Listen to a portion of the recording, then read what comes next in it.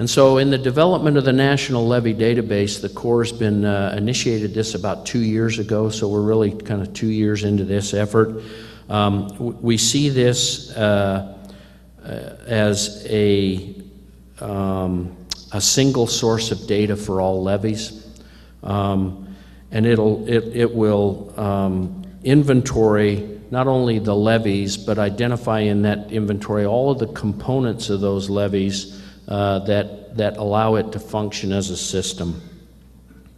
Ultimately, this inventory is going to expand not only to the levies that we have, that we see or manage as part of one of our programs in the Corps, but it will also expand to other federal agencies and to our state, local communities, and tribal communities that have levies that they operate. So just a couple of maybe gee whiz numbers for you. Right now, we've completed an inventory of about 12,737 miles. That really winds up equating to 2,105 systems, levy systems. 8.8 million people that are behind or in those levied areas, and a value of the structures in there at almost $1 trillion, 995 billion. And so those are pretty significant numbers just based on the inventories that we've conducted so far. As you can see, in June, we will expand and begin to coordinate with other federal agencies to collect data on their inventory. And then in October, we intend to make the NLD available for voluntary input by state, local, and communities. And we're developing technical assistance that will help them do that. And so the intent ultimately is to expand the collection of levy information to all of those levies in the nation.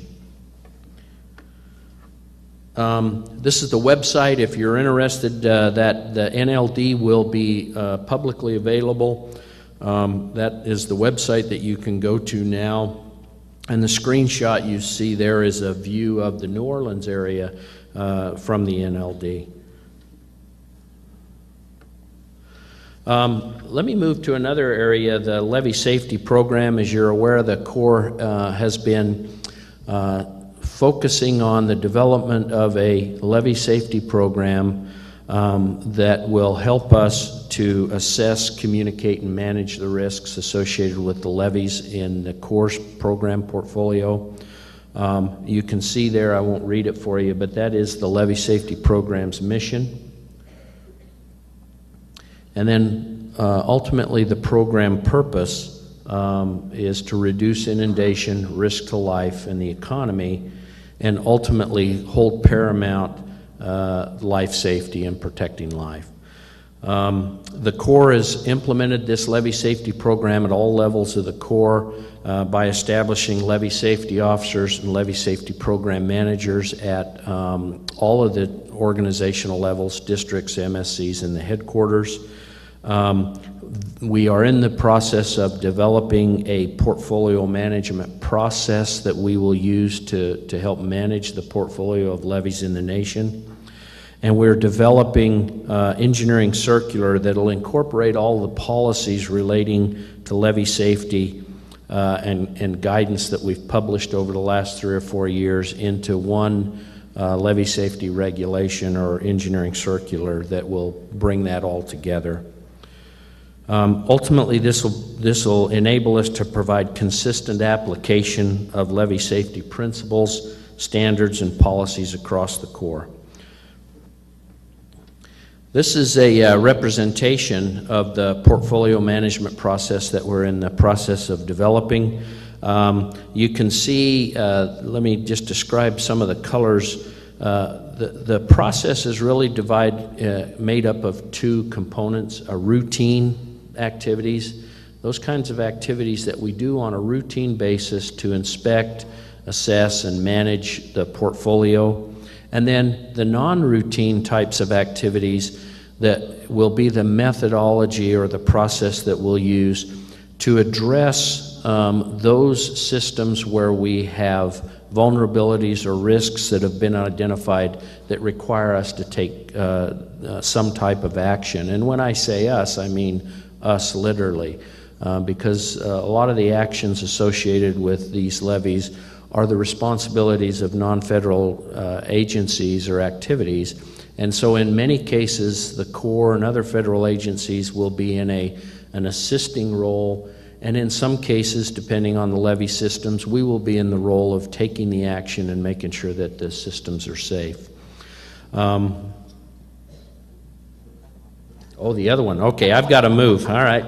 So ultimately, I'm talking too long. They tell me that at work. I talk too much. Yeah, ultimately, let me summarize this slide by saying that this afternoon in one of the concurrent sessions, there's the USACE Levy Showcase, or USACE Showcase, and there'll be Mr. Eric Halpin will give a broader discussion, a more in-depth discussion of this process. And ultimately, we've engaged a lot of stakeholder involvement in preparing the engineering circular associated with that. There are 2 workshops planned, one for next week actually, and then another one in June. If you want to engage and participate in these workshops, you can go to that website and get that information. Let me move on now to levees. Or to vegetation on levees. This is really a non-controversial issue. And so we should be able to kind of step through this quickly, and obviously I'm joking, but there is a lot of activities associated with managing levees or managing vegetation on levees. This is a photo of 2 of the surveyors when we actually did the inspection to collect the information on this levee for the NLD. That's some of the vegetation that you saw on one of the levees. Of course, they have to have a straight line of shot to do that survey. And it was reported that that surveyor, as he came out of there, his comment was, "Whew, it's a jungle in there."